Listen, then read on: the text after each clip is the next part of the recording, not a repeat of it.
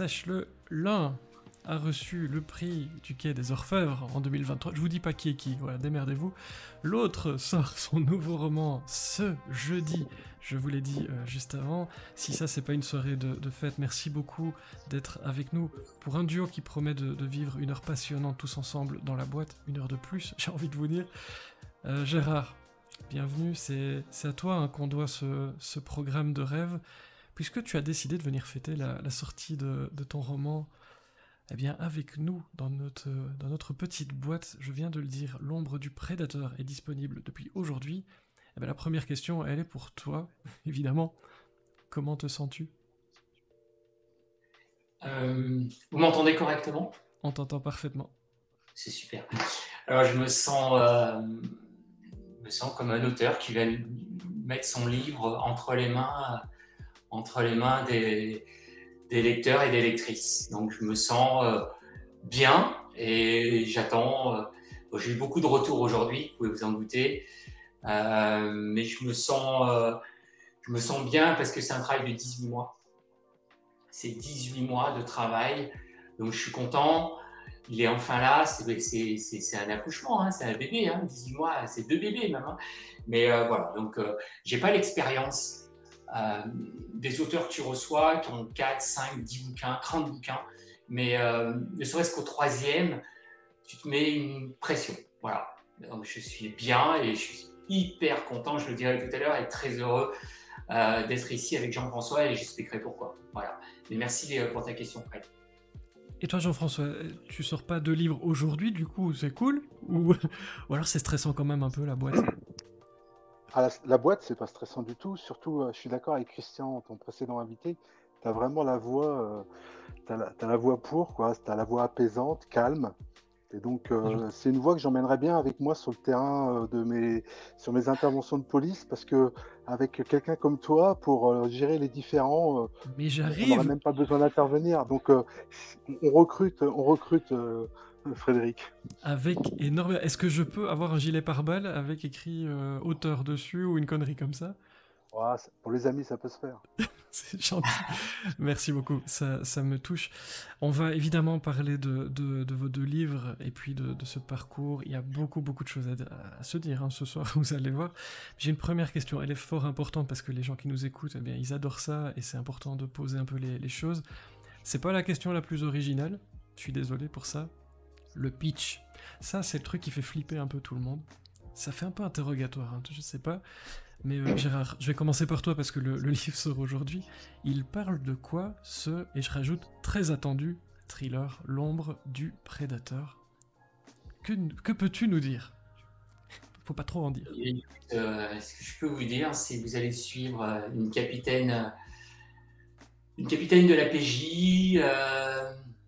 Son travail se passe pas très bien. Elle a eu une maladie qui est un cancer. Tu sais que je suis très attaché à. J'en avais parlé une fois dans la boîte parce que je suis un hypersensible. Donc je connais les hauts et les bas d'un individu. Et alors encore plus, ça me touche encore plus quand c'est un policier ou une policière.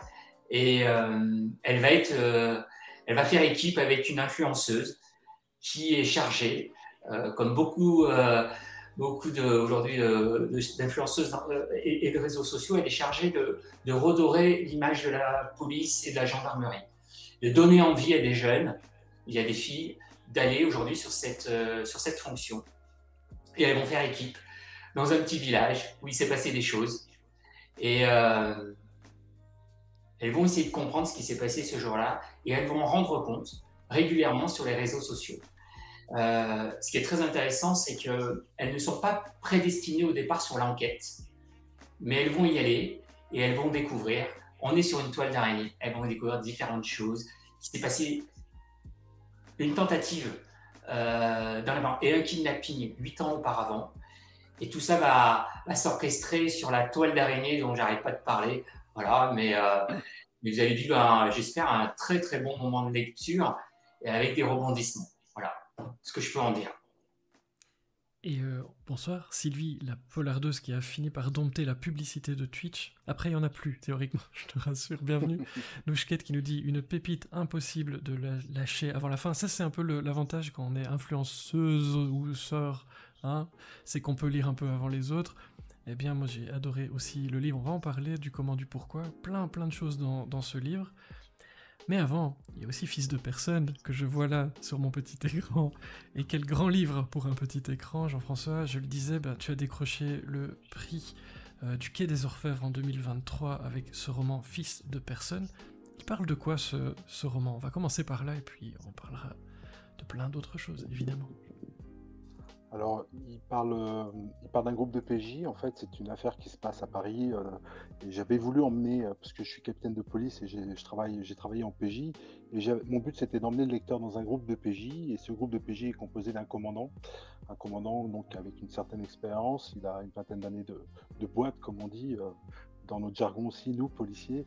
Un homme charismatique, un peu un flic à l'ancienne, basé sur l'humain. Et il a une jeune adjointe, une jeune Victoire, qui a 3 ans d'expérience, qui est un peu encore fraîche et qui assure la contrebalance avec la technique par rapport à l'humain. Et il y a également 6 autres personnages, puisqu'un groupe de PJ, c'est à peu près 8 effectifs. Et en fait, ce groupe se trouve à enquêter sur la disparition inquiétante de 3 femmes, en l'espace de très peu de temps, 3 femmes qui disparaissent, et ils sont un peu englués dans ces disparitions. Alors, c'est des femmes c'est vraiment inquiétant dans le sens où c'est des femmes qui ont un niveau de vie élevé, qui sont socialement établies, qui ont une famille, qui ont un travail, un loisir, et pourtant elles disparaissent sans laisser de traces. Et donc, ce groupe de PJ va enquêter et pendant à peu près 3 semaines, et ils vont écluser un petit peu toutes les gammes de recherche. Ils auront fait les auditions, les enquêtes de voisinage, la téléphonie, même les écoutes. On place souvent les proches sous écoute, hein, parce qu'on les soupçonne en premier lieu la plupart du temps, et les comptes bancaires, et il n'y a rien. Voilà, ils sont englués et il n'y a rien qui bouge, et il n'y a rien de plus dangereux pour un policier quand on est dans l'immobilité. On a le doute qui vient s'instaurer, et le doute, c'est très dangereux quand on est flic. Et au même moment, enfin quelques jours plus tard, on découvre le corps d'un clochard dans le bassin des Tuileries, un clochard décédé avec une plaie saignante à l'arrière du crâne. Et le commissaire qui dirige ce groupe de PJ décide d'attribuer cette recherche de l'auteur de ce crime de clochard au même groupe qui a en charge les disparitions des 3 femmes. C'était surtout pour les relancer, pour leur redonner de l'os à ronger. Voilà. Et donc, à travers ce livre, Fils de personne, qui traite en filigrane la recherche d'identité, le lecteur va venir vivre au quotidien ce que les flics éprouvent, ressentent, perçoivent au cours de ces enquêtes criminelles. Voilà. Et alors, parce que c'est important, on me demande beaucoup ça depuis qu'on sait que tu viens, et Gérard, il a aussi plein de prix, alors on va en parler aussi parce que j'adore faire ça, mais c'est une question qui revient souvent. Le livre était déjà très bon avant d'avoir le prix du Quai des Orfèvres, il l'est aussi avec, et les gens se disent, mais c'est quoi ce prix pour les personnes qui ne connaissent pas? Tu es capitaine de police, tu le disais, j'ai envie de te demander, il représente quoi pour toi ce prix-là? Il doit être à mon avis très très spécial. Est-ce que tu peux nous dire en 2 mots ce que c'est et ce qu'il représente pour toi? Alors 2 mots, ça va être difficile, mais Oui.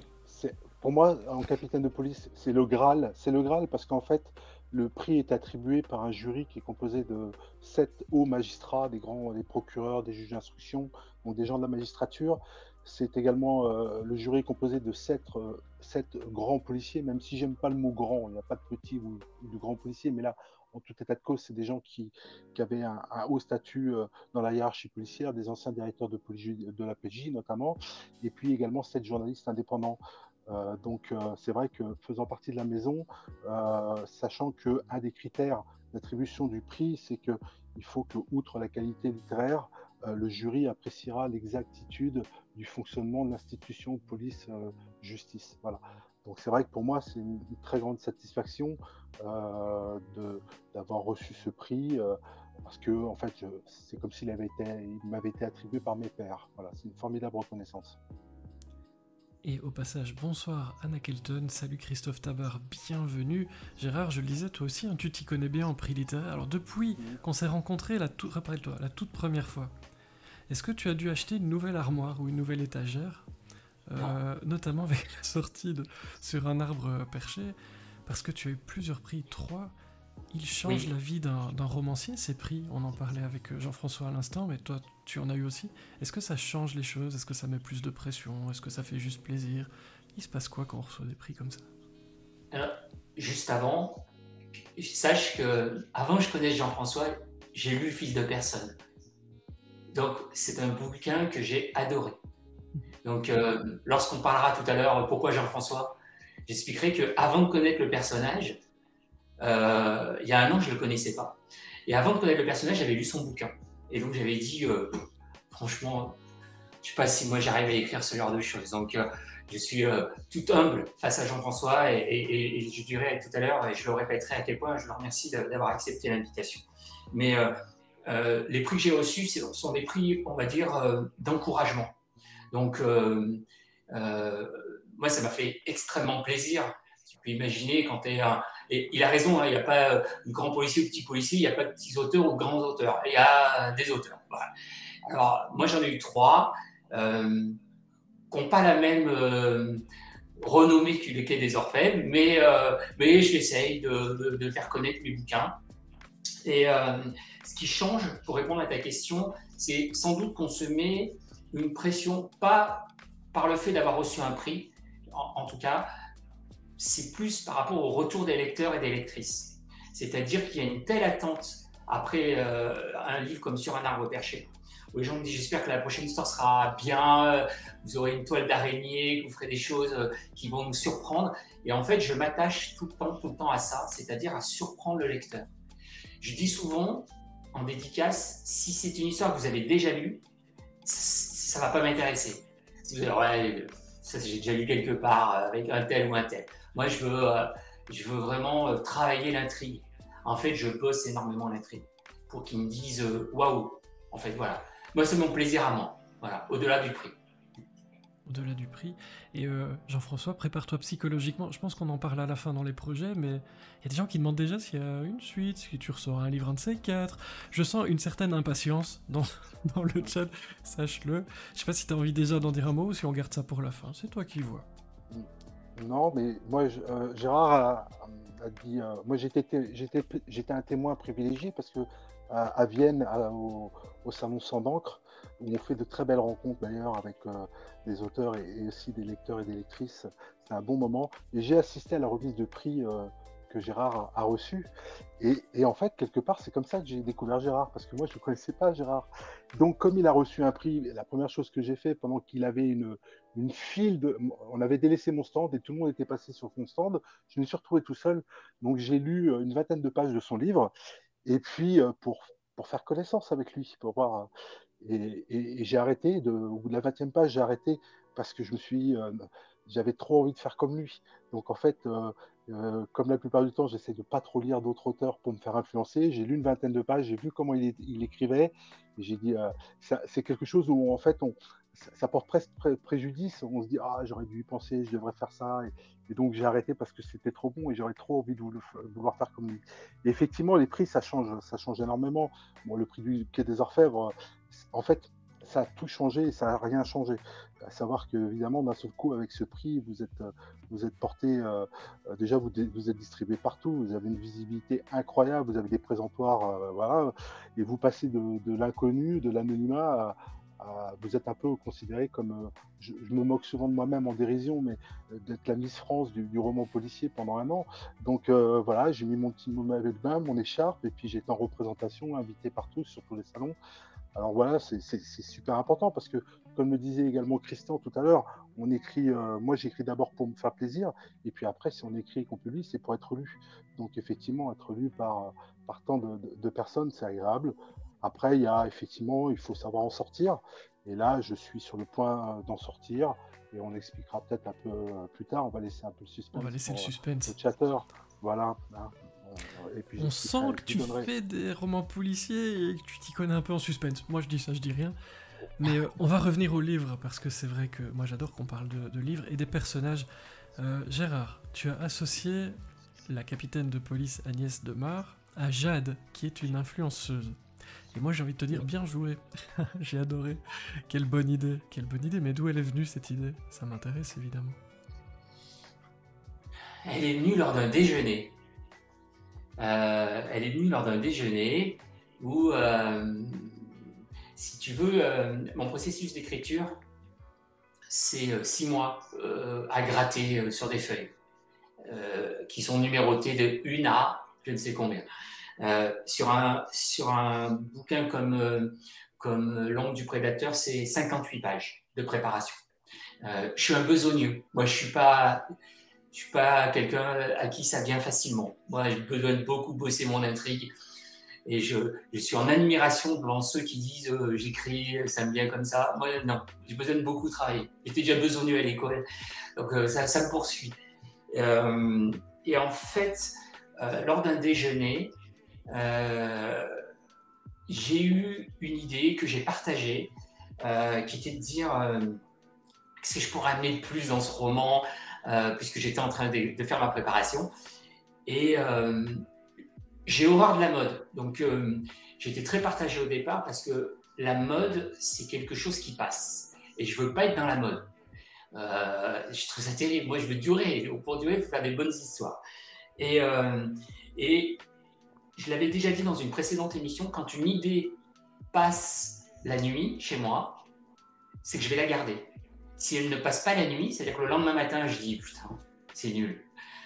Je l'évacue. Je dis voilà, ça passera pas. Donc cette idée m'est restée toute la journée et elle a passé la nuit. Le lendemain matin, j'ai dit tiens, je vais quand même la garder parce que j'aime bien l'idée d'une influenceuse. Et puis surtout, je travaille dans une grande entreprise et je vois que dans les grandes entreprises aujourd'hui, on réfléchit à plein de méthodes pour essayer d'intéresser des jeunes, des moins jeunes. On fait appel à des consultants. Et je me suis intéressé au sujet des consultants et à tout ce qui trame autour. Et c'est comme ça qu'est arrivée l'idée de l'influenceuse, qui est de dire, la police et la gendarmerie, le ministère de l'Intérieur peut avoir besoin de ces gens-là. Et l'idée, de fil en aiguille, elle a fait son chemin. Voilà. Jean-François, j'ai une question pour toi. Tu es capitaine de police dans la vie. Est-ce que tu t'imagines être suivi dans ton travail, alors, au-delà de moi et de ma jolie voix, par un influenceur ou une influenceuse? Et dans le livre de Gérard, tu le disais, c'est aussi un peu redorer le blason de la police, essayer que des gens s'engagent, c'est un peu du recrutement. Et la question avec, c'est est-ce qu'il y a besoin de ça dans la police aujourd'hui? Tu vois, est-ce que tu t'imagines, toi, avec quelqu'un comme ça, avec Instagram collé à toi, et devoir gérer ça? Parce que dans le livre de Gérard, ça marche très très bien, mais je me disais, tiens, toi qui es sur le terrain, j'imaginais avec quelqu'un à côté de toi, en train de poster un peu tout le temps, et je me disais, tiens, est-ce qu'il tient avec ça ou pas? Et pourquoi pas? Pourquoi pas? Vous savez, dans Fils de personne, à un moment, mes policiers, ils sont englués, ils n'arrivent pas à trouver le fil à tirer. Et si à un moment donné, un influenceur peut avoir une idée de recherche, d'aller exploiter quelque chose qu'on n'aurait pas eu l'idée d'aller chercher, en fait, on prend tout ce qu'on peut. Vous savez, quand il y a des grandes disparitions inquiétantes, des choses comme ça, on reçoit des témoignages de gens et il faut qu'on les vérifie. Et je vais même aller plus loin. Moi, je me souviens, quand j'ai commencé mon métier, sur notamment des disparitions inquiétantes, au bout d'un moment, quand l'enquête piétine et qu'elle est médiatisée, surtout, d'un seul coup, il y a les voyantes qui carillonnent. Voilà. Il y a les voyantes qui contactent les services de police pour proposer leurs services. Et je me souviens de témoignages de flics, d'anciens qui travaillaient dans les années 70, qui m'ont dit que les affaires ont pu être résolues grâce à des voyantes. Non pas parce que la voyante a trouvé la solution, mais elle les a aiguillés sur un chemin qu'ils n'avaient pas pensé. Et c'est en allant sur ce chemin-là qu'ils ont pu rebondir sur l'élément qui a fait élucider l'enquête. Donc, une voyante dans les années 70, si les policiers étaient confrontés à une voyante dans les années 70, il serait normal qu'on ait des influenceurs aujourd'hui. Voilà. Et entre nous, je vois les yeux de Gérard briller. Moi, je m'attends à ce que l'idée passe la nuit et qu'on ait un brainstorming de voyants sur une affaire. Bref, dans Fils de... Vas-y. Tu sais, Frédéric, n'oublie pas que sur certaines chaînes du câble, W9, TMC et d'autres, tu as des émissions comme Complément d'enquête où tu suis des brigades de police. Les gens adorent ça. Tu as la brigade de la Grande Motte, de Paris. Tu sais, il y a une caméra dans la voiture et on voit une arrestation en direct. Les gens adorent suivre les brigades. Donc, je trouve ça très intéressant aussi. Hein. Et alors, dans le chat, vous êtes au taquet. Christophe Tabar qui nous dit chez les gendarmes, ils ont un community manager qui est très drôle et qui a des punchlines tordantes. C'est vrai qu'on voit de plus en plus. Christelle, au passage, nous dit que le livre de Jean-François est excellent, prix mérité. Ça fait un peu l'unanimité, c'est cool. On va y venir à ce livre dans Fils de personne. C'est Claire Ribaud, une psychologue qui rejoint le commandant Julien Delestran. Et vous me pardonnez si je prononce mal au passage. C'est dans les duos comme celui-là que se trouve le ciment d'une bonne histoire. Parce que vous avez tous les deux, comme ça, mis des duos en place. C'est un ciment puissant pour une bonne histoire. Parce que ça vous tient à cœur tous les deux, j'ai l'impression, de livrer une bonne histoire. Jean-François. Je sais pas. Alors, écoutez, moi, je m'inspire de ma réalité de flic, en fait. Et la police, on ne la fait pas tout seul. On est une équipe. Pour une équipe du groupe de PJ, elle est composée de 8 personnes et chacun a son rôle. Et puis aujourd'hui, on ne fait plus la police tout seul, on l'a fait avec des partenaires. Et également les psychologues, on parle de criminologues aujourd'hui. Mais moi, je travaille avec une psychologue qui vient me filer un coup de main de temps en temps, quand au niveau des compétences, je suis limité, et puis elle vient me décharger d'un certain nombre de situations. Et là, c'est pour ça que j'ai voulu lui rendre un peu hommage à cette psychologue. Là, en l'occurrence, c'est pas une criminologue, c'est plus une psychologue qui va prendre la suite de l'enquête et qui va s'occuper des victimes. Voilà, dans les polars, on parle pas souvent des victimes. Et moi, on parle souvent de l'auteur. L'auteur fascine, mais moi, je suis confronté avant tout aux victimes. Et quand je suis confronté à l'auteur, c'est presque j'ai fini le travail, quoi. Mais mon gros du travail, c'est d'être avec les victimes. Et c'est dur d'être avec les victimes ou avec les proches des victimes. Et souvent, on est policier et on manque d'outils pour les prendre en charge. D'où l'intérêt d'avoir une psychologue qui nous permet d'assurer la suite. J'ai envie de dire, c'est pas un joli mot, mais le service après-vente. Moi, j'auditionne une femme qui a été violée, j'auditionne un père qui a perdu sa fille, et puis après, il sort de mon bureau, il est lâché pendant 20 ans, on les a lâchés dans le vide. Quand j'ai commencé, on les lâchait et puis ils repartaient dans la rue. Et aujourd'hui, j'ai une psychologue qui travaille avec moi qui me permet de prendre le relais et d'assurer une prise en charge. Et pour moi, c'est rassurant. Donc, je voulais lui rendre hommage. Et puis, c'est vrai qu'encore une fois, il y a que dans les fictions où on voyait les flics solitaires ou les polars. Mais moi, ma réalité de flic, c'est que tout seul, je suis rien. Sans une équipe avec moi, je suis capitaine de police, je commande une 60aine de bonhommes sur le terrain. Sans eux, je suis rien, quoi. Et voilà, c'est un travail avec des compétences, une alchimie de compétences, et c'est un travail d'équipe. Voilà. Et c'est ça que je voulais surtout mettre en avant avec différents partenaires. Et aujourd'hui, tout le monde s'engouffre un petit peu. Il y en a de plus en plus. Alors les flics ont un peu peur parce que forcément, ce qui était leur précaré commence à être gratouillé un peu par tout le monde. Les avocats rentrent dans nos bureaux. Maintenant, il y a certains avocats, ils se considèrent comme chez eux dans un bureau de police parce qu'ils y viennent tous les jours. Bon, voilà, on a des interprètes, on a des médecins, il y a tout un tas de partenaires qui rentrent. Et donc, c'est d'autant plus de personnages qui peuvent donner lieu à des sujets, des sujets dans les romans policiers. Et toi, Gérard, est-ce que tu as eu des contacts avec la police ou toutes les casquettes que vient d'aborder Jean-François? Est-ce que tu contactes des gens pour tes histoires, pour tisser la toile d'araignée dont tu parlais tout à l'heure? C'est obligé. C'est obligé. Tu peux pas écrire. C'est-à-dire que, pour répondre à ta question, le lecteur a un niveau qui est normal hein, d'ailleurs, d'exigence. C'est que je pense qu'aujourd'hui, tu veux aller dans le policier ou dans le thriller, tout ce que tu écris, il faut que ce soit plausible. Tu as le droit de le romancer, mais il faut que ce soit plausible. Donc moi, j'ai une petite équipe de 2-3 personnes, police scientifique, PJ, où je valide, je parlais tout à l'heure de ma préparation, où je valide tous les points que je vais aborder, voire même ils m'en conseillent d'autres. En me disant mais là tu pourrais penser à ça, fais attention à ça, c'est faux, tu vois. Et donc je bétonne avant de me lancer dans le roman, je bétonne ces points-là. Et le lecteur a raison parce qu'il veut ce niveau d'exigence, parce que quand tu as lu des très bons bouquins de nos collègues, de Jean-François ou des autres, c'est de dire non, si vous m'emmenez sur des trucs foireux, c'est impossible. Ils veulent pas de l'impossible. Donc, tu es obligé d'aller faire un travail de recherche qui est, dans mon cas, énorme. Dans mon cas, énorme. Je vais passer beaucoup de temps là-dessus parce qu'il y a de l'attendu. et il y a de l'attente. Voilà. Donc c'est très important d'être entouré. Je ne suis pas tout seul, hein, je rassure. Ça se voit parce que c'est un des points communs. J'ai lu vos deux romans. C'est un des points communs, c'est que ça, c'est très précis. On voit que, alors Jean-François, ça m'étonne pas. Toi, ça m'étonne pas non plus en fait, parce que comme tu as dit, besogneux, ça m'étonne pas du tout. Mais on voit qu'il y a une volonté de pas faire.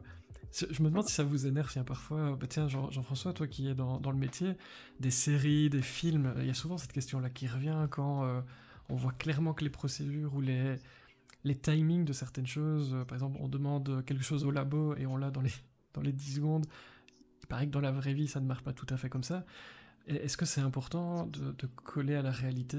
Est-ce que ça t'énerve quand tu vois dans d'autres productions que on est un peu large et qu'on prend une marge avec ce que vous vivez en tant que professionnel sur le terrain? C'est énervant ou pas spécialement? Ben, ça va peut-être vous surprendre, mais ça m'énerve pas tant que ça, parce qu'en fait, quand je lis un livre ou je regarde une série ou un film policier, en fait, moi, je regarde pas un rapport ou je regarde pas un documentaire, je regarde une création de divertissement. Donc, je regarde sous l'œil du spectateur qui a envie de se divertir.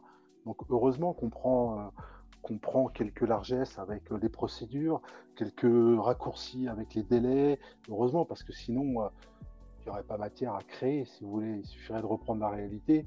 Et la réalité, elle est très décevante.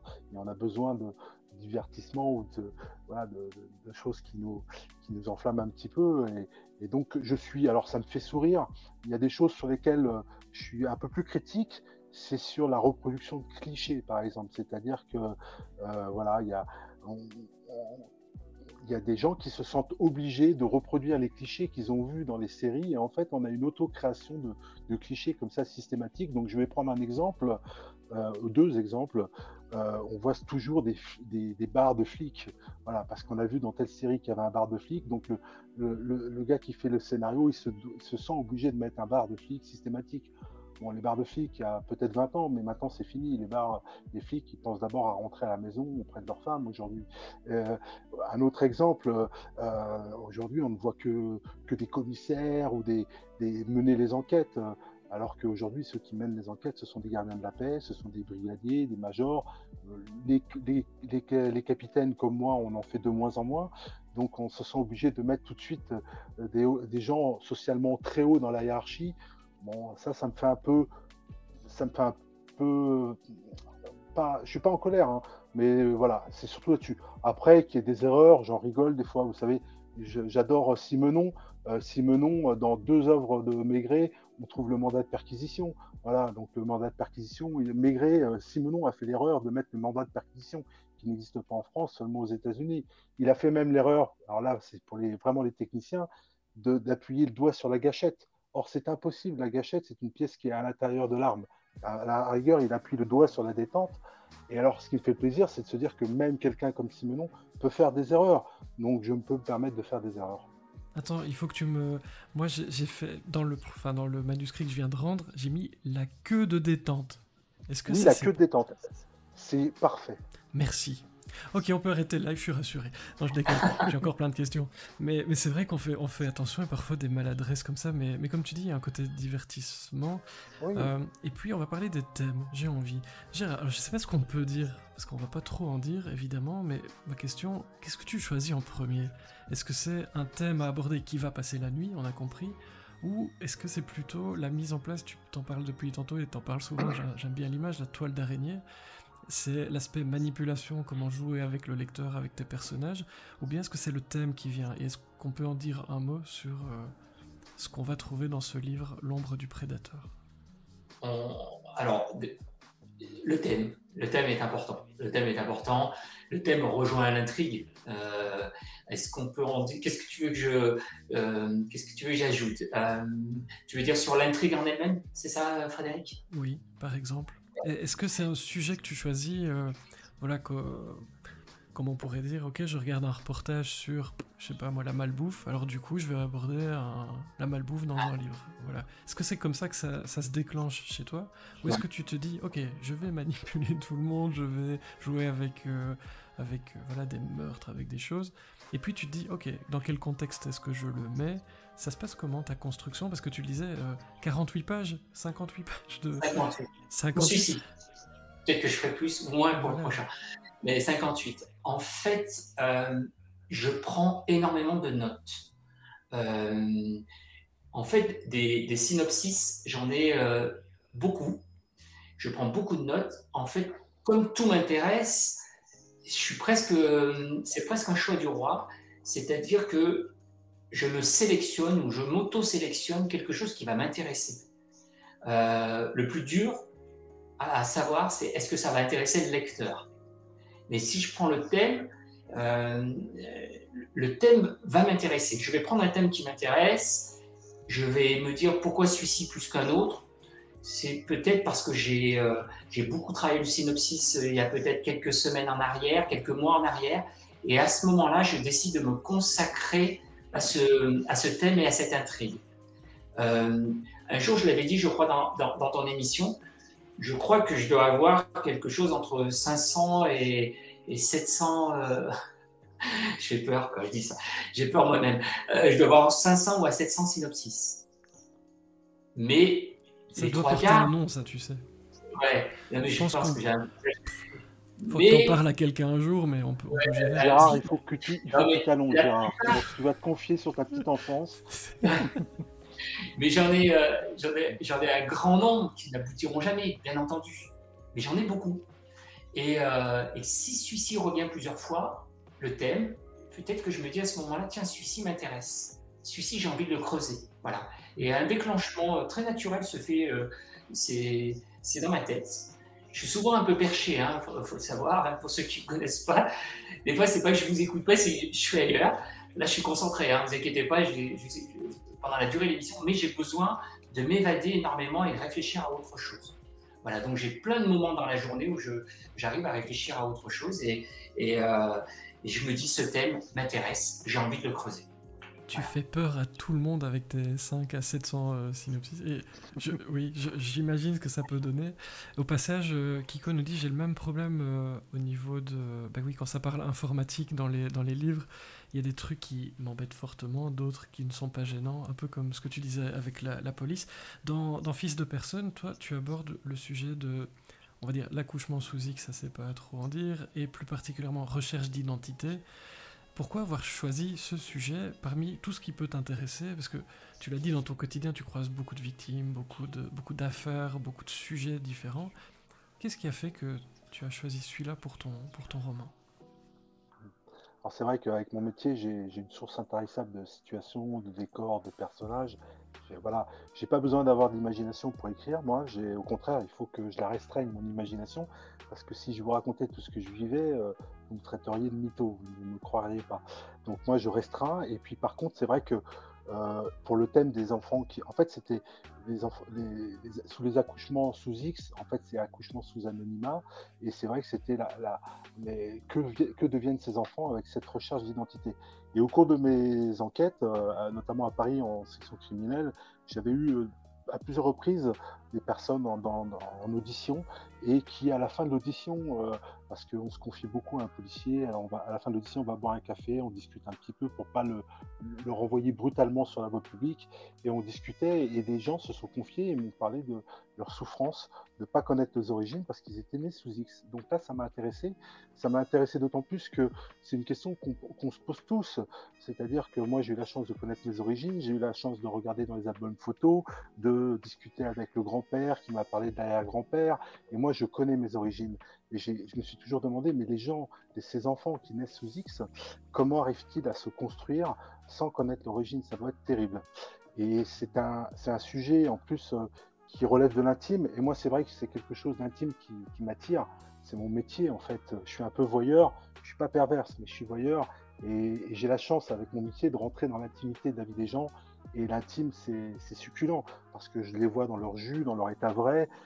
Moi, vous voyez les belles façades, moi, je rentre par les coulisses. Vous voyez les belles familles, mais moi, je vois l'envers des choses. Et voilà un sujet qui était très intéressant, ces enfants qui étaient nés sous X, avec cette recherche d'identité. C'était un sujet qui m'intéressait. Et puis, bon, l'avantage du polar aussi, du roman policier, c'est qu'on peut traiter tout type de sujet. Il n'y a pas de tabou dans le roman policier. C'est un peu comme dans les Karamazov, vous savez, tout est permis. Dans le roman policier, tout est permis.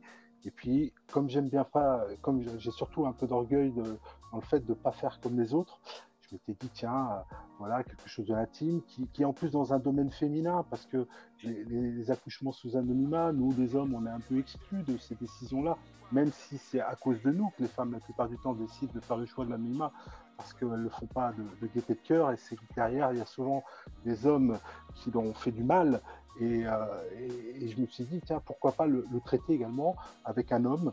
Et puis, comme on était sur une recherche d'identité, notamment d'une filiation, une filiation, il faut être deux. Voilà, il faut alors soit un papa, soit une maman, ou alors deux papas ou deux mamans. Mais en tout cas, la filiation, c'est pas un monofilament, il y a deux filaments. Et donc, je voulais apporter ma petite part masculine dans cette recherche de filiation. Voilà. Donc, c'était un petit peu un défi.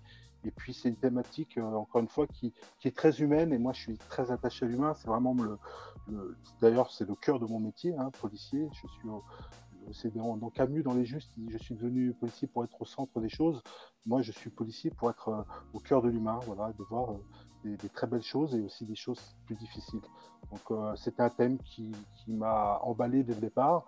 Et puis, voilà, je l'ai porté avec mes tripes, avec mon cœur. Et puis, voilà, je suis assez content de ce que j'ai fait. Gérard, c'est un thriller que tu nous livres avec L'ombre du prédateur. Est-ce que c'est compliqué de faire du mal à des personnages pour toi? Oui, bien sûr. Bien sûr. Bien sûr. D'abord parce que quand tu crées tes personnages, au début c'est sur une feuille ou après c'est sur un ordinateur, mais tu t'attaches à ces personnages. Tu penses bien que Agnès Demare ou Jade ou d'autres personnages, hein, je ne veux pas trop dévoiler l'intrigue, tu penses bien que je me suis attaché et donc quand je leur fais un peu de mal, ça me blesse. Donc je sais exactement à quoi elles ressemblent, je les ai dans mon imaginaire.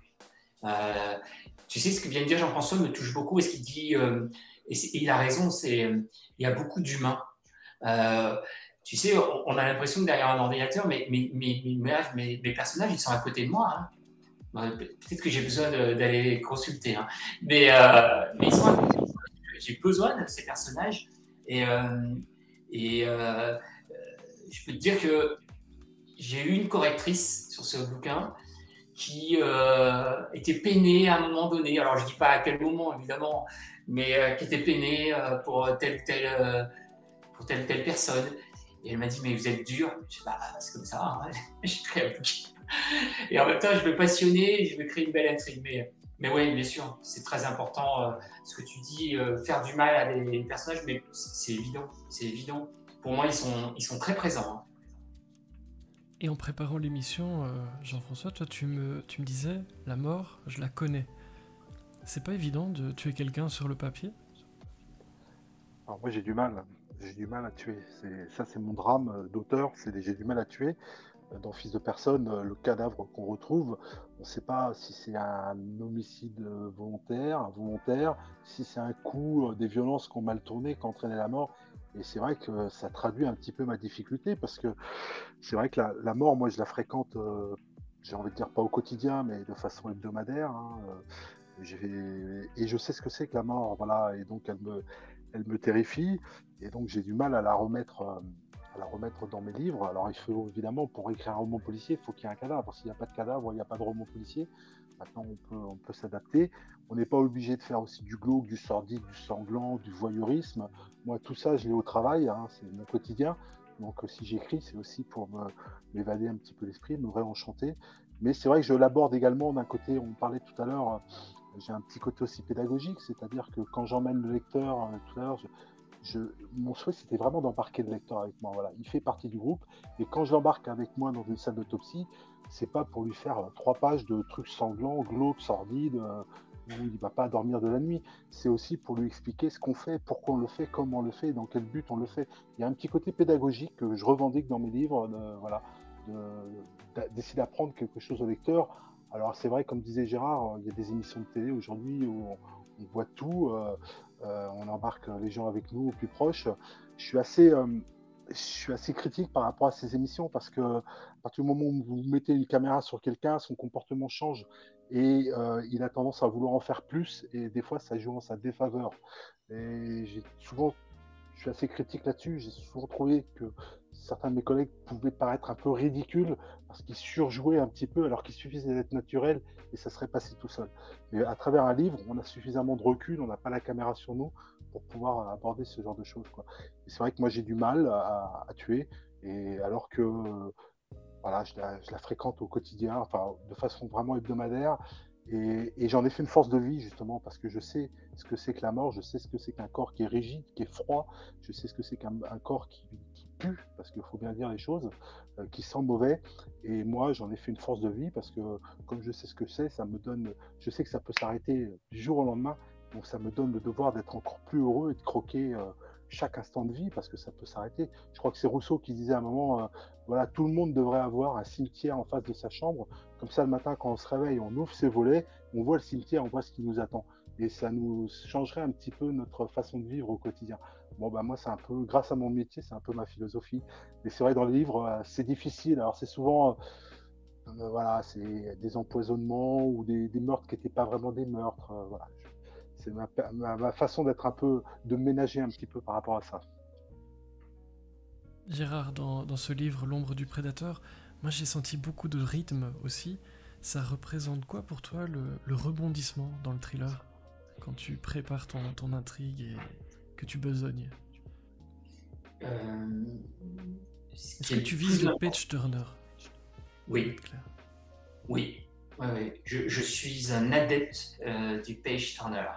Je trouve que donner envie de tourner la page, c'est c'est c'est c'est un talent. On cite souvent Joël Dicker parce que je trouve qu'il le fait super bien. Et je lis des livres et ce qui peut quelquefois me tirailler, c'est si je m'ennuie ou s'il y a des longueurs. Donc, alors attention à ce qu'il n'y ait pas que de l'action, c'est quelque chose qui m'a déjà été dit, mais pour le coup, si je prends un bouquin, c'est pour vivre, et je l'ai souvent dit ici, c'est pour vivre une belle histoire et avoir des rebondissements et vraiment être pris dans l'intrigue, pour qu'on ait envie de savoir. Voilà, pour moi, c'est ça, un bon thriller, c'est j'ai envie de savoir. Et j'ai envie d'être embarqué, ça a été dit. Et, euh, et voilà, je viens pour m'évader. Voilà, moi, j'ai besoin de ça et j'espère le faire. J'espère je le faire. Je n'ai pas l'expérience, encore une fois, de dire que je l'ai fait dans tous les bouquins, mais j'ai la volonté d'aller là-dessus. Qu'on puisse dire, on va passer un bon moment de lecture. C'est peut-être le plus beau compliment qu'on puisse me faire d'ailleurs. Quand on me dit j'ai envie de rentrer chez moi pour lire la suite de l'histoire, ça me fait très plaisir. Écoute, j'étais content que le vol fasse 9 heures pour lire. Si Merci. ça peut, parce que je t'ai lu dans l'avion, c'était... Alors, on dit, souvent les gens autour de moi, on dit 9 heures de vol, c'est interminable. Non, ça va. En vrai, il suffit d'avoir ton bouquin, c'est cool. Donc moi j'étais très très bien dans l'avion au cas où. Et tu me vois venir à des kilomètres, Jean-François, je n'en doute pas une seconde. Est-ce que je suis dans l'erreur en pensant, tu en as parlé tout à l'heure, que ton livre c'est une sorte d'hommage à Georges Simenon? J'ai l'impression de poser les choses, humer l'atmosphère, évaluer les personnages, les faits. C'est crucial pour toi de prendre son temps? Alors oui, je suis un peu l'inverse de Gérard. Alors, encore une fois, moi je lis très peu de polars pour pas être influencé, je lis très peu de thrillers. Moi je lis principalement des auteurs morts, voilà, des classiques, des auteurs morts mais qui avaient des choses très intéressantes à dire de leur vivant. Alors bien sûr, les grands classiques français. Et puis un jour je suis tombé sur Simenon et je me suis senti de plein pied avec Simenon, voilà. Et c'est vrai que j'aime ralentir. Aujourd'hui on est toujours en suraction, en train de réagir à tout va et tout. Et moi, j'ai besoin de ralentir un petit peu. Et donc, j'ai pris, outre la thématique des enfants qui étaient nés sous X comme une thématique un peu singulière, j'ai voulu aussi apporter un contrepoint et ralentir un petit peu dans l'enquête. Donc, c'est vrai que j'aime cette ambiance et c'est ce que j'aime aussi dans mon métier. Vous savez, Nous, on alterne, la plupart des temps, les temps de police sont très très longs. Et il y a un moment où effectivement il y a l'adrénaline et ça, on en a besoin aussi parce que c'est ce qui nous fait kiffer. Mais il y a des très longs moments dans la police et dans ces longs moments, bah, on prend le temps un petit peu on fait l'éponge, voilà, ou ce que Madame Maigret appelait à l'égard de Jules Maigret, on fait le coucou, on s'installe dans le nid des autres et puis on absorbe tout un tas de choses et c'est ça qui m'intéresse, c'est de voir les interactions entre les différentes personnes, les lieux. Voilà, moi quand je vais en perquisition quelque part, par exemple, la première chose que je regarde, c'est s'il y a une bibliothèque. Parce que ça me permet de savoir à qui j'ai affaire. Et encore une fois, quand j'ai la chance d'avoir une bibliothèque, j'incline la tête, je regarde les ouvrages, et avant même d'avoir vu la personne, je sais à travers ses livres qui elle est. Et c'est toutes ces petites choses où on prend le temps. Voilà, je suis pas quelqu'un. Moi, les courses poursuites, encore une fois, c'est des choses que même si on en fait de moins en moins, parce que ça peut être très dangereux. C'est des choses. Voilà, moi j'ai un peu peur du rythme voilà, d'être toujours speed, toujours en suraction.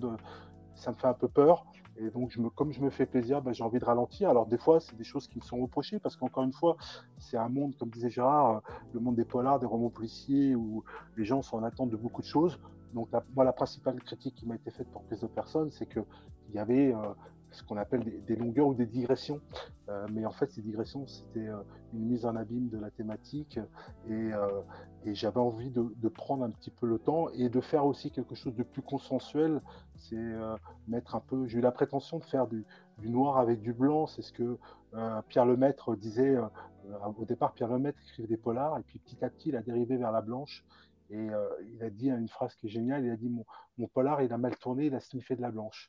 Voilà. Et moi, j'aurais tendance, j'adore ce truc-là, et j'aurais tendance à faire pareil, c'est-à-dire à élargir un petit peu et élargir aussi pour le champ des lecteurs. C'est-à-dire que il y a beaucoup de gens qui ont découvert Fils de personne et qui ne lisaient pas de polar, qui s'en étaient détournés aussi et qui sont revenus un petit peu dans les romans policiers grâce à ce livre-là. Et je suis très content de ça. Ça m'a permis de ramener des gens qui en étaient sortis un petit peu parce que dans le polar, dans le roman policier, il y a beaucoup de monde, il y a beaucoup de choses et il y a un espèce de rythme effréné tout le temps. Tout le temps, tout le monde se sent obligé d'eux, et on peut essayer de reposer un peu plus tranquillement les choses. Puis encore une fois, il y a de la place pour tout le monde, quoi. Voilà, le but, c'est d'avoir du plaisir, quoi. En parlant de plaisir, moi j'en ai un petit, quand on fait un duo comme ça, c'est de vous laisser vous poser une question mutuellement. Alors je me demande, le capitaine de police, que va-t-il demander à Gérard Sarian? Alors là, tu peux avoir peur, Gérard, ou pas. Gérard, Gérard, est-ce que on va se vous voyer maintenant. Est-ce que vous pouvez commencer par enlever vos lacets, s'il vous plaît, avant que je vous pose la question? Est-ce que vous voulez bénéficier d'un avocat pour y répondre ou pas? Pas de problème pour les Il a assis. peur, il a peur que ça toque à la porte. Rassure-toi, Gérard, il est 22h09. La limite, c'est 21h pour entrer en perquis chez toi. Donc, t'es tranquille, j'ai pas envoyé mes collègues. Donc, C'est ma petite gentil. question, elle va être très simple, Gérard. Euh, Quel est le livre que tu aurais aimé écrire? Ah, euh, c'est une bonne question. Alors, je suis un amateur de Jules Verne, donc Tu j'adore sais qu'il Jules habite à Verne. Nantes. Il est de Comment? Nantes. Oui, J'habite à Nantes absolument. et Jules Verne est de Absolument. Nantes. Euh, on va dire, pour des raisons que vous comprendrez peut-être, 20 milieux sous les mers. Voilà. Très bien. J'adore Jules Verne, j'aime son univers.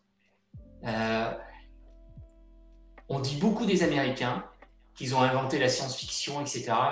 Je suis pas d'accord. Pour moi, c'est Jules Verne qui a inventé la science-fiction et ils n'ont fait que le copier. Mais les bonnes idées, elles étaient souvent chez lui. Hein. Mhm. Et il a eu des idées incroyables. Hein. Ah oui, tout à fait. Voilà. Donc Jules Verne, allez, 20 milieux sous les mers. Pas mal. Maintenant que tous les lacets sont enlevés, Gérard, Oui. quelle question aimerais-tu poser à Jean-François? Alors, euh, Jean-François, pour moi, il est sur un piédestal aujourd'hui. Qu'est-ce qu'on peut te Ah, souhaiter? Est-ce que tu as envie que Fils de personne soit adapté à la télé ou au cinéma, ou est-ce que c'est un projet qui est aujourd'hui dans les tuyaux?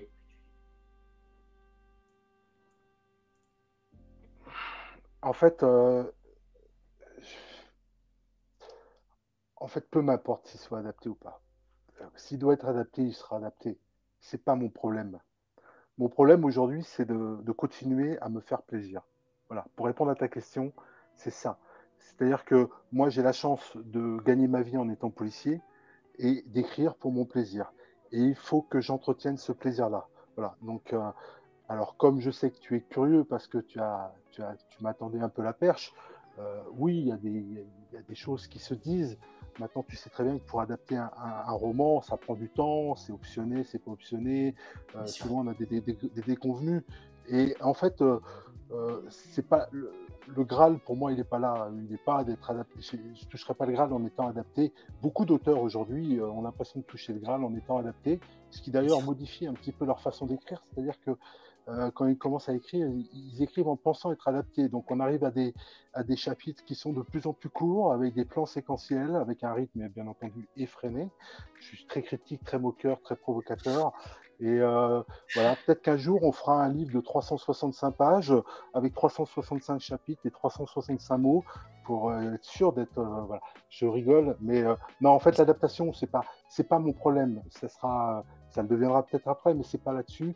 Moi, mon seul truc, ma peur, en fait, si tu veux, c'est de continuer à avoir plaisir à écrire le matin. Moi, j'écris à la fraîche à 5 heures du matin. Et voilà, c'est ce plaisir-là. C'est ça que j'ai peur de perdre. Et pour l'instant, ça va, je l'ai toujours.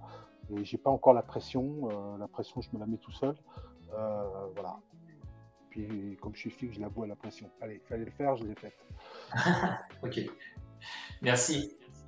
Mais ce sont de très très bonnes questions. Je vais vous engager tous les deux, sachez-le, mais c'est vers ça que j'allais tout doucement. Les projets. Alors Gérard, la tournée de promotion pour toi, j'imagine, est-ce que le planning déborde? Est-ce que tu écris quand même pendant ce temps-là? Oui, je prends mon ordinateur, j'écris très tôt le matin, comme Jean-François, pas à 5 heures mais à 6. Oui, j'ai un planning. J'avais fait beaucoup de dates en 2023. Je vais en faire beaucoup en 2024. Je démarre à Lens. Je pars demain. Dans l'après-midi, je serai à Lens ce week-end pour le lancement du bouquin. Puis après, ça va s'enchaîner. Maintenant, on est obligé. Ça fait partie de la promo. C'est pas tout. Il faut aller à la rencontre. Et pour moi, c'est un vrai plaisir. Hein. Je ne fais pas du tout sous contrainte, hein. Donc je suis vraiment content de le faire. Donc voilà. Et donc c'est un peu ça qui est prévu. J'imagine sur les réseaux, on peut retrouver tous les salons où on pourra te trouver avec ce livre, L'ombre du prédateur. Mais c'est un sacré rythme entre nous. Est-ce que tu as pris des vitamines cet hiver? Alors je n'ai pas pris de vitamines, mais je suis parti les 15 derniers jours de décembre. Je suis parti aux États-Unis. Et évidemment, j'ai relâché la machine et je suis tombé malade. Parce que j'étais épuisé.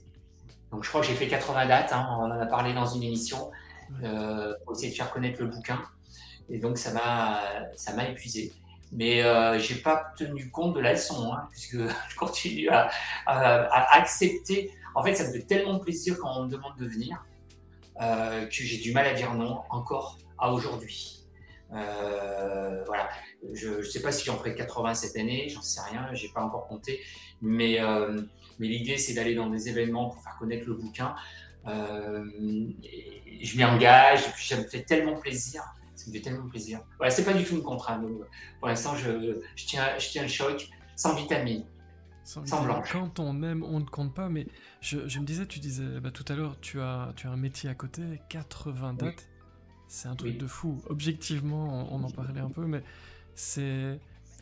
on oublie la fatigue, on y va, parce que ça représente quoi en fait la rencontre avec tes lecteurs?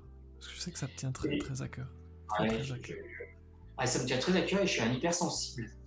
Donc, Christian a parlé tout à l'heure en disant, si je résume un peu, il ne l'a pas dit comme ça, mais derrière un clavier, si tu veux démonter un gars, tu peux.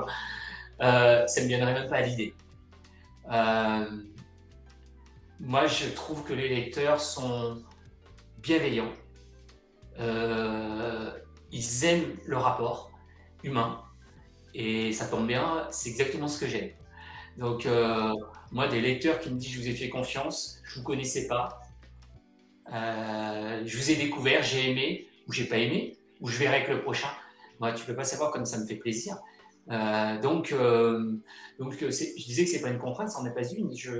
Moi, je suis ravi de ce contact avec les lecteurs, mais que ce soit sur les réseaux. J'ai passé ma journée d'aujourd'hui à répondre à plein, et j'en ai encore plein à répondre, mais ou que ce soit en dédicace. Je trouve que c'est un moment privilégié pour l'auteur. Je peux comprendre l'artiste qui monte sur scène. Je suis pas sûr que être en studio soit le moment le plus agréable de l'artiste, mais s'il n'aime pas aller sur scène, c'est compliqué. Donc nous, modestement, on monte sur notre petite scène à nous, on est en allant à des dédicaces, et c'est génial. C'est génial, moi j'adore ça. Et puis, je vous le dis comme ça, vous en faites ce que vous voulez. Si vous avez aimé Sur un arbre perché, vous allez aimer L'ombre du prédateur, clin d'œil, et je vous dis pas pourquoi. Tadam! Vous pouvez vous jeter dessus. Et toi, Jean-François, quels sont tes projets? Ça m'intéresse évidemment. Et je continue à dire que dans le chat, beaucoup de curiosité à ton sujet aussi. Savoir ce que tu nous réserves. Alors, Fils de personne est sorti, le prix du Quai des Orfèvres m'a été décerné le 8 novembre 2022. Alors, c'est un manuscrit que j'avais envoyé 1 an auparavant, donc pendant que le manuscrit a concouru, plus après, ça fait maintenant presque 1 an et demi qu'il est sorti, moi j'ai continué à écrire, voilà, et donc j'ai préparé une suite, voilà, j'ai une suite qui a été livrée à Fayard au mois de février, début février, donc c'est tout récent, où on retrouvera les 2 personnages principaux et même mon troisième, la psychologue, à laquelle je suis très attaché. Donc on les retrouvera, ils vont évoluer. On va partir, on va faire un petit peu, je vais vous donner un peu, je t'avais dit que je te donnerais un peu de biscuit, Frédéric. C'est gentil. Donc on va partir, c'est normal.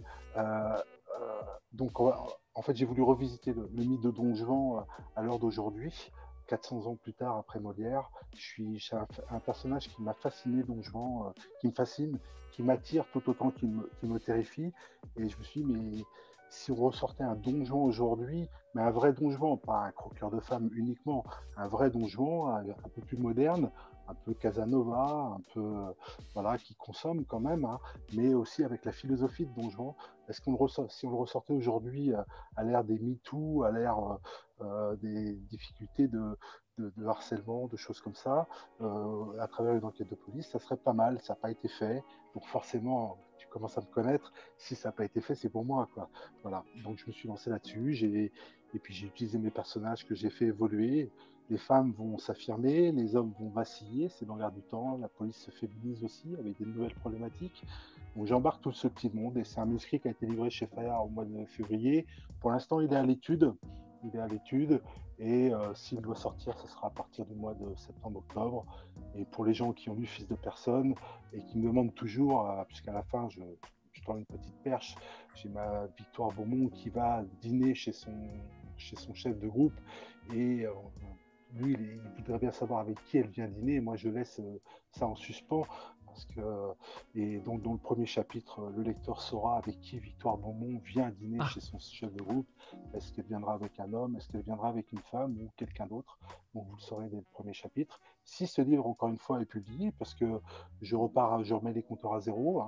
Fils de personne s'est vendu à 250 000 exemplaires à ce jour en format papier, c'est énorme. Plus après l'audio numérique, on atteint un stade, c'est vertigineux pour moi.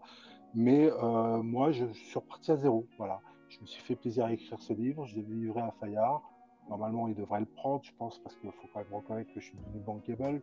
Donc voilà, la suite de quelque chose qui a bien marché, commercialement, ça peut être intéressant. Mais encore une fois, moi, l'idée, c'était de remettre les compteurs à zéro, repartir sur un nouveau challenge et me faire plaisir. Donc wait and see, et puis rendez-vous en septembre. Mais j'ai envie de te dire oui, rendez-vous en septembre, parce que ce Don Juan-là, il m'intrigue, et donc j'espère que tout se passera au mieux pour le manuscrit, on va appeler ça comme ça pour l'instant, oui. Et que tu viendras dans la boîte nous en parler à l'occasion, ça peut être très très chouette. Je vais évidemment vous laisser le mot de la fin, c'est passé très très vite, et j'ai bien pris note que vous vous levez à 5h et 6h du matin, c'est un peu comme moi, en vrai je fais le malin mais je fais la même chose, donc j'ai promis qu'on finirait à l'heure, presque. Je vais vous laisser le mot de la fin avant de refermer le couvercle de cette boîte et de ce duo qui était juste magique. Je n'ai pas vu le temps passer et apparemment dans le chat non plus. Beaucoup de messages, je n'ai pas pu tout lire, je suis désolé. Enfin, je les ai tous lus, mais enfin, vous voyez, vous avez l'habitude. Gérard, un petit mot de la fin pour toi. Encore merci d'avoir imaginé cette soirée, parce que finalement c'est à toi qu'on le doit. Un petit mot de la fin pour toi. Alors, moi je suis ravi déjà de l'inviter, c'est Jean-François, qu'il a accepté. Il a accepté tout de suite. En trois messages, il m'a dit c'est ok. Voilà. Il n'est jamais revenu, il m'a dit dis-moi de quoi ça parle, comment tu veux voir le truc. Et il l'a dit, hein, je crois. Et on a déjeuné ensemble le dimanche de Sang d'encre à Vienne. Et on était pratiquement à côté, on avait déjà Marc Souvira entre nous sur le stand. Et il a accepté tout de suite. Et il nous fait confiance en venant dans la boîte. Donc un grand merci à toi Jean-François. Et de ton humilité et de ta gentillesse. Je suis très touché et je suis très sincère. Frédéric, tu dis que j'en ai eu l'idée, mais c'est toi qui m'as soufflé au départ en disant pourquoi pas un duo, t'as donné aucun nom, et je t'ai dit tout de suite, c'est une super idée. Non pas que les gens n'ont pas envie de m'écouter, je suis pas sûr d'être aussi intéressant, mais je trouvais que l'idée d'un duo, fallait-il choisir le bon, hein, la bonne personne, j'ai trouvé ça génial d'entrée. Et je te l'ai dit quand on a préparé l'émission, mais je trouve ça incroyable. Les auditeurs ont deux personnes sur deux bouquins différents qui écrivent à leur façon, de leur manière. Et ça, je trouve ça très bien. Voilà. Et donc, un grand merci à toi et un grand merci à Jean-François. Il est à ce soir en tête sur Bipolar. Je l'ai là, l'ombre du prédateur. Il est en tête sur Bipolar. J'ai reçu beaucoup de messages. Je suis très touché et très heureux, vous pouvez l'imaginer.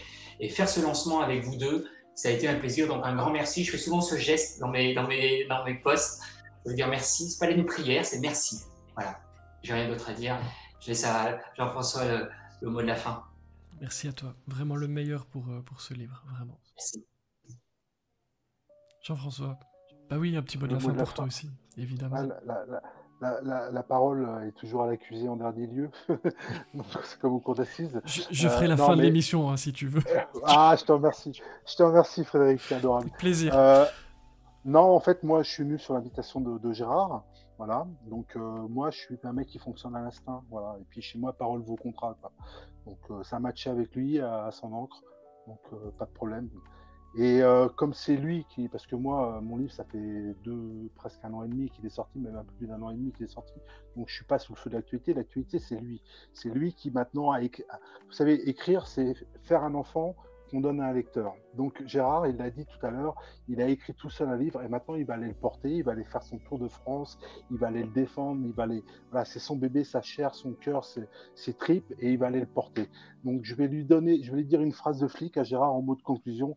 Gérard, fais ça bien, qu'on ne soit pas emmerdé. Merci. J'aime beaucoup cette phrase de flic. Je vais la prendre pour moi aussi.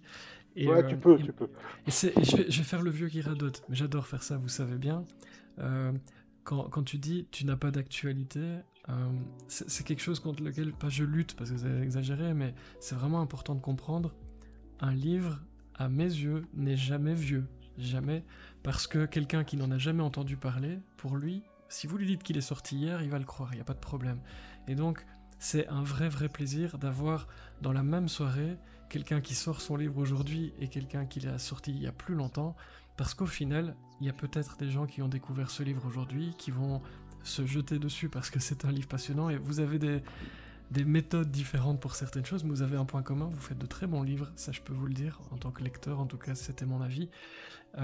Et la date de sortie, finalement, elle intéresse les libraires, principalement. Les lecteurs, je pense qu'il n'y a pas de moment pour se plonger dans de bonnes histoires, et qu'elles soient sorties il y a 1 an ou il y a 24 heures, franchement, c'est pas le plus important. Tout ça pour vous dire que bon travail à tous les deux, très bonne tournée. Si tu as besoin de vitamines, des gens font des relais partout en France pour toi, on t'attend partout, sache-le, Gérard. Donc t'es parti pour une tournée mondiale dans peu de temps. Et Jean-François, on se revoit le plus vite possible, si faillièrement de temps. étudier plus vite. Parce que... Mais septembre-octobre, c'est une très bonne idée. On s'en reparle. Mais vraiment, c'était un plaisir de passer cette soirée. Je vous avais promis qu'on ne la faisait pas trop longue. Je vais tenir ma parole parce que parole vaut contrat, comme dirait quelqu'un que je viens de rencontrer et que je suis ravi d'avoir rencontré. Merci pour cette soirée.